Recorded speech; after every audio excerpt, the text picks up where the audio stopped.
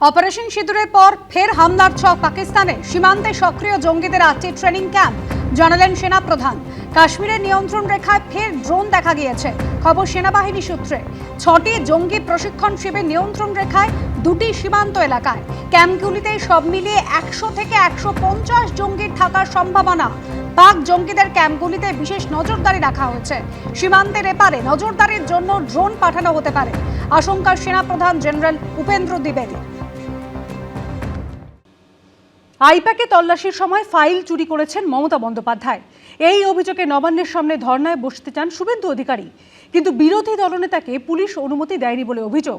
আদালতের দ্বারস্থ হয়ে মামলা করার অনুমতি পেল বিজেপি।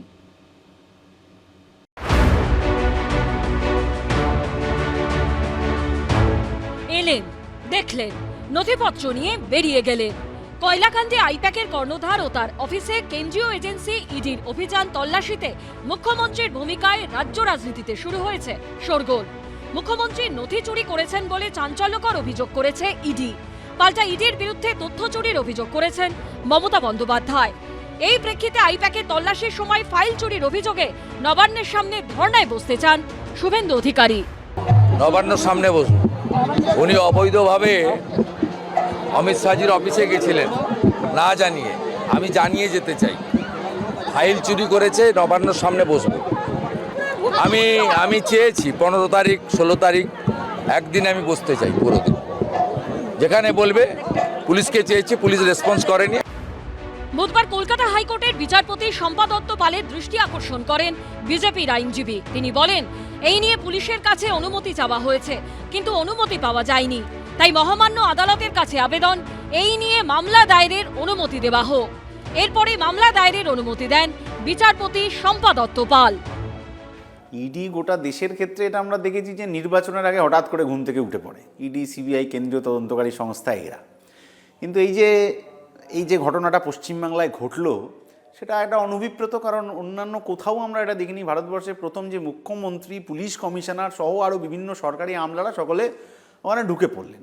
ইডির রেড, সিআরপিএফ, কেন্দ্রীয় বাহিনী তার ঘেরাটোপে, সেটা তো পাড়ার কোনো ফুটবল মাঠ নয় যে 4টি ইট পাতলাম আর খেলা শুরু হয়ে গেল ওই মাঠটুকু ওই বিকেলের জন্য। আমার প্রশ্নটা আজকে তো সামনে সকলেই বুঝতে পেরেছেন, দাঁড়িয়েছে যে ইডি কোর্টে গেছে, যে নাকি অনেক রকম তাদের কাছ থেকে জিনিসপত্র নিয়ে নেওয়া হয়েছে, তদন্তে বাধা দেওয়া হয়েছে। এবার প্রশ্ন তো প্রথমেই আসছে যে কোন তদন্ত। ইডিকে তো প্রথমেই বলতে হবে কোর্টের সামনে যে ধর্মাবতার, আমরা তদন্ত করছিলাম কয়লা স্ক্যামে 2014 থেকে 2020, 21, 22 পর্যন্ত আমাদের তদন্ত হয়েছে। তারপর চার্জশিট জমা দিয়েছি, তারপর আর তদন্তের কিছু হয়নি। এদিকে আইপ্যাক কাণ্ডে হাইকোর্টে মামলা করেছে ইডি এবং তৃণমূল দুপক্ষই। গত শুক্রবার তার শুনানি পিছিয়ে দেন বিচারপতি শুভ্রা ঘোষ। বুধবার ফের এই মামলার শুনানি রয়েছে।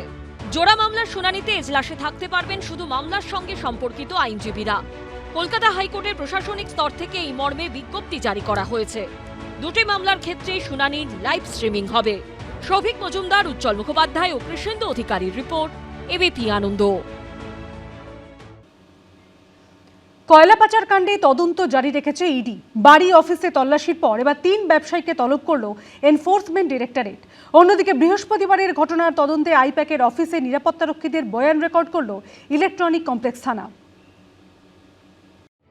আইপ্যাকের কর্ণধার প্রতীক জৈন ও তাদের অফিসে ইডির তল্লাশি, তার মধ্যেই সেখানে মুখ্যমন্ত্রীর পৌঁছে যাওয়া, ফাইল ও ল্যাপটপ নিয়ে বেরিয়ে আসা। বৃহস্পতিবারের ঘটনায় বিতর্কের জল থানা থেকে গড়িয়েছে সুপ্রিম কোর্ট পর্যন্ত। এরই মধ্যে কয়লা পাচার মামলার তদন্ত এগিয়ে নিয়ে যাচ্ছে ইডি। 2020 সালে দিল্লিতে দায়ের হওয়া মামলার প্রেক্ষিতে আইপ্যাকের কর্ণধার ও তাদের অফিসে হানা দিয়েছিল এনফোর্সমেন্ট ডিরেক্টরেট। আর মাস 2 আগে কয়লা পাচার নিয়ে কলকাতায় যে মামলা দায়ের হয়েছে সেই তদন্তে এবার 6 জনকে তলব করল ইডি। তাদের মধ্যে 3 জন কয়লা ব্যবসায়ী, নরেন্দ্র খড়কা, নীরদ মণ্ডল এবং কৃষ্ণ মুরারি কয়াল। মুখ্যমন্ত্রী সরকারি প্রভাব খাটিয়ে সরকারি আধিকারিক এবং পুলিশ আধিকারিকদের নিয়ে যেভাবে ইডির তদন্ত ক্ষেত্রে ঢুকে ফাইল, ল্যাপটপ এবং ফোন নিয়ে চলে এলেন, এর চেয়ে বড় নক্কারজনক ঘটনা আর এদেশে ঘটেনি। কি এমন বিরাট মুখ্যমন্ত্রীর ফেঁসে যাওয়ার বিষয় ছিল, তার পরিবারকে বাঁচানোর জন্য এত বড় মরিয়া চেষ্টা কেন তিনি করলেন, সবাই সেটা সহজেই বুঝতে পেরেছে। এতদিন তৃণমূলকে লোকেরা বলতো চোর চোর চোর, এই ঘটনার পর থেকে এখন লোকেরা বলছে ডাকাত ডাকাত ডাকাত। যে মামলাটা 2020-21 সালে, তা 5-6 মাস কি 5-6 বছর ধরে কি ইডি ঘুমোচ্ছিল? যেটাকে বলা হচ্ছে নাকি এত গুরুত্বপূর্ণ, এত জরুরি, এত প্রচন্ড ব্যাপার, তো 5 বছর ধরে কি ইডি ঘুমোচ্ছিল নাকি? এখন সামনে ভোট, জানুয়ারি মাসের মাঝামাঝি, এখন সেখানে গিয়ে হাজির হতে হচ্ছে যে সংস্থার কাছে আমাদের তৃণমূল কংগ্রেসের তারা প্রচারে উপদেষ্টার ভূমিকায় রয়েছে, আমাদের সহায়ক। ফলে আমাদের প্রচারের তথ্যগুলো তাদের কাছে থাকবে। এবার বিজেপির লোক নেই জন্যই তারা ঘুরপথে নিতে যাচ্ছে। আর মমতা বন্দ্যোপাধ্যায় দলের নেত্রী হিসেবে সেই তথ্য ভান্ডার আগলে রাখতে গেছেন, এখন তাতে দিশাহারা হয়ে গিয়ে এই ধরনের অবান্তর কথাবার্তা বলছে। ইতিমধ্যেই ওই 3 ব্যবসায়ীর বাড়িতে তল্লাশি চালিয়ে কোটি কোটি টাকা ও গয়না বাজেয়াপ্ত করেছে ইডি। গত 21শে নভেম্বর ইএম বাইপাসের ধারে সিলভার স্প্রিং আবাসনে কৃষ্ণমুরারি কয়েলের ফ্ল্যাটে তল্লাশি চালায় ইডি। পাশাপাশি সল্টলেকের একে ব্লকে কয়লা ব্যবসায়ী নরেন্দ্র খড়কার বাড়িতে যায় ইডি। পশ্চিম বর্ধমানের বিধাননগরেও ওই ব্যবসায়ীর একাধিক ফ্ল্যাটে তল্লাশি চালানো হয়। দরজা ভেঙে ভিতরে ঢুকেছিলেন ইডি আধিকারিকরা। প্রায় 8.5 ঘন্টা ধরে চলে তল্লাশি চলেছিল আরো অনেক ব্যবসায়ীর বাড়ি ও অফিসে। সেবার 10 কোটিরও বেশি টাকা ও গয়না বাজেয়াপ্ত হয়েছিল বলে ইডি সূত্রে দাবি। এবার ওই 3 ব্যবসায়ীকে তলব করল কেন্দ্রীয় এজেন্সি।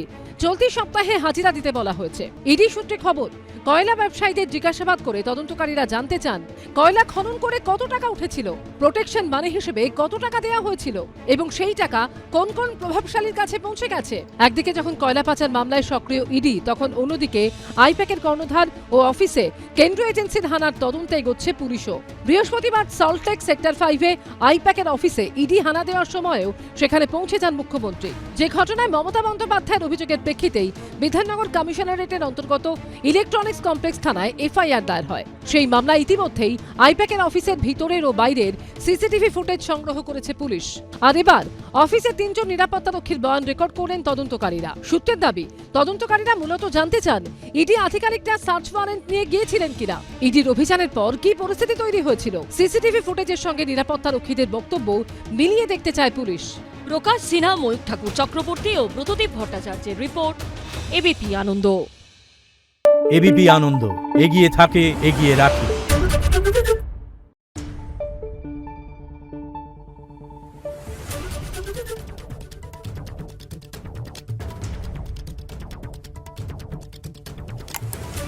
Thank you.